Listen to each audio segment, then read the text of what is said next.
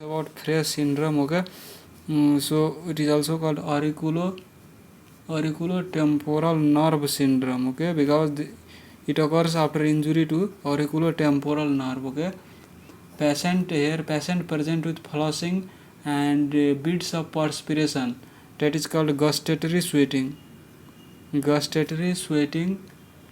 and hyperesthesia in and around parotid region instead of salivation in response to taste of food after injury of the auriculotemporal nerve. Okay, so what are maybe the cause may be parotid surgery may damage auriculotemporal and great auricular nerves.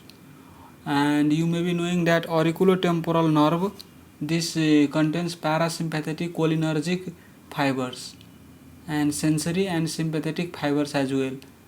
And great auricular nerve contains sensory and pseudomotor fibers. Okay, so great auricular nerve, this nerve contains sensory and pseudomotor or sympathetic cholinergic fibers well. And when these nerves are cut during regeneration, the secretomotor fibers grow into interneural sheaths of the fiber supplying cutaneous receptors for pain, touch and temperature, and sympathetic fibers supplying sweat glands and blood vessels. So did you get it or not? Okay, let me explain it in a detailed way. So let's say this is otic ganglion, and from here auriculotemporal nerve goes to parotid gland. Let's suppose this is parotid gland. Okay, parotid gland. So this is otic ganglion. So when you remove this parotid gland, and let's suppose this is let me superimpose it. Let's suppose this is mandible. Okay, this is mandible and this is nose of patient, and this is eye, and this is skull. Okay, so if and this is neck. Okay, so if when you do surgery of this part and remove parotid gland, so obviously some auriculotemporal nerve is injured. Okay, and overlying is the skin. Okay, overlying parotid gland is a skin, and on the skin you may be knowing that there are many sweat glands. So when there is injury of auriculotemporal nerve, during the process of regeneration, it grows and these fibers are misdirected to the sweat glands. Okay, on the I mean to say that glands on the skin.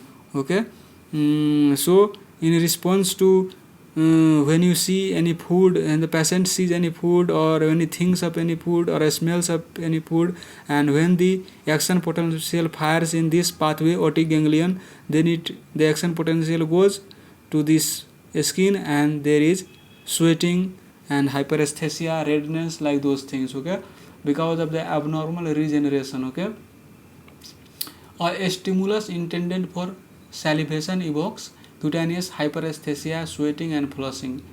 Okay, so I have already told you the symptoms. And denervation by tympanic neurectomy or auriculotemporal nerve avulsion may be advocated but are often not curative. So for treatment, denervation by tympanic neurectomy.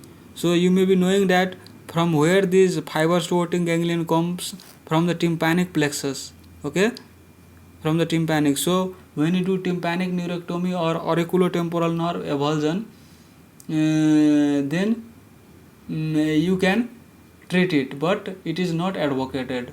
Okay, and nowadays we use botulinum toxin injection. Okay, botulinum toxin injection. Okay, so now let's end this video by one clinical scenario. After removal of parotid gland, patient is having sweating on cheeks while waiting.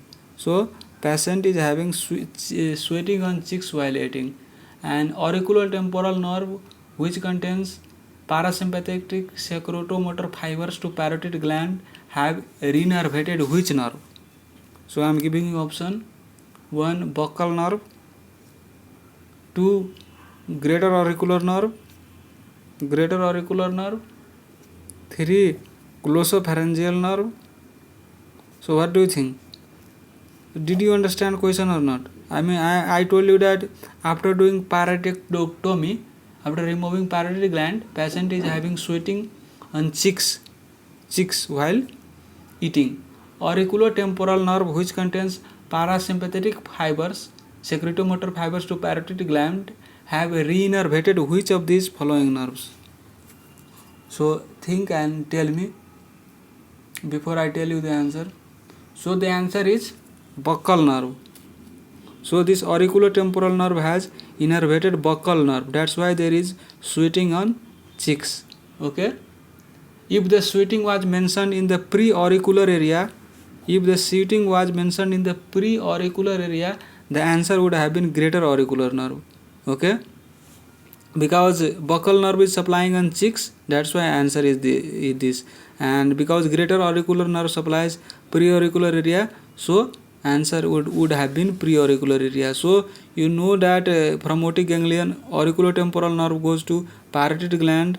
Okay, and there are also other nerves here in surrounding area like buccal nerve, auriculotemporal nerve, and when there is injury and when these nerves start to regenerate, this is misdirected to this area to any area. Okay, so if if there is redirected to buccal nerve, then sweating on cheeks. If it is redirected to greater auricular nerve, then symptoms produced on preauricular area. Okay, so I hope you got this. So this is gustatory sweating observed in the region of previous parotid lobe removal.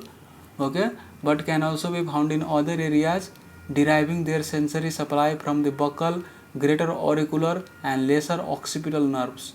So you can remember that it may occur also on the area of supplied by lesser occipital nerve. Okay,